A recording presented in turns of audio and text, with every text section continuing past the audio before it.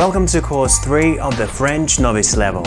In Courses 1 and 2, you learned basic words and expressions to greet family and friends, to describe yourself, those close to you, to speak about things you like and do for fun, and ask questions to your friends.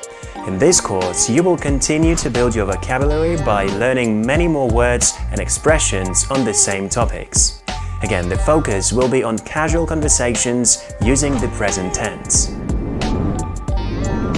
Building on Course 2, where you learn to ask questions to your friends, here you will learn to ask someone questions about other people. This is the use of the third person singular he and she instead of you and I you already know.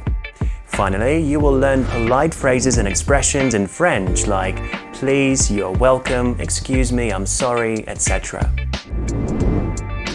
From this course, the additional vocabulary and the ability to ask questions not only to someone but about others will further increase your confidence to participate in casual, everyday conversations.